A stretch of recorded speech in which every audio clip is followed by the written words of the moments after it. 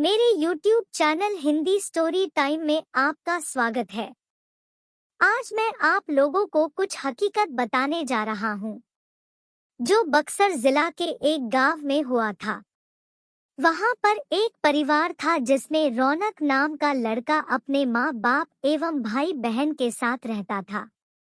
रौनक 20 साल का जब हो गया, तो उसको देखने के लिए लड़की वाले आने लगे। कुछ दिन बीत गया, तभी रौनक को एक लड़की की फोटो अच्छी लगी।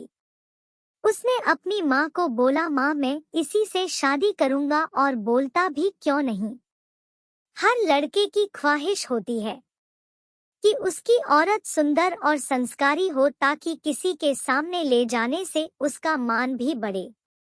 उसकी माँ ने बोला, ठीक है बेटा, तुम्हारी शादी मैं इसी से करवाऊंगी। और लड़की के पिता को हाँ बोल दिया।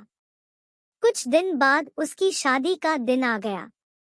वह बहुत खुश था, क्योंकि उसकी हल्दी मेहंदी और संगीत से घर में खुशी छाई हुई थी। सारे मेहमान से उसका घर भर गया था।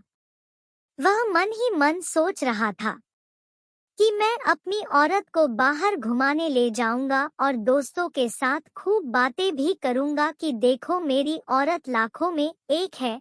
मन ही मन लड्डू फूट रहे थे और उस दिन उसका इंतजार भी खत्म हो गया, क्योंकि उस दिन उसकी शादी जो हो रही थी। गांव वाले भी धूमधाम से बारात लेकर लड़की के घर पहुंचे और दोनों की शादी भी हो गई। जब सुबह विदाई हुई, तो उस समय लड़की को डोली में अकेले ही ससुराल लाया जाता था। चार कहार डोली को उठाते उठाते थक गए थे। वह बेचारे सोचे कि कहीं पेड़ दिखा तो डोली उसके नीचे रख देंगे, तो थोड़ी देर आराम करके फिर आगे बढ़ेंगे। और आम का पेड़ तभी दिख गया। वह लोग डोली को रखकर पानी पीने लगे और बोले कि बहू, अगर आपको भी प्यास लगी हो तो पानी पी लो। बहू ने कुछ नहीं बोला और चारों की थोड़ी सी आंख लग गई। तभी उस पेड़ की चुड़ैल नीचे उतरी और दुल्हन को मारकर उसके अंदर आ गई और डोली में बैठ गई, क्योंकि दोपहर का समय था। थोड़ी देर बाद वह अपने ससुराल आ गई।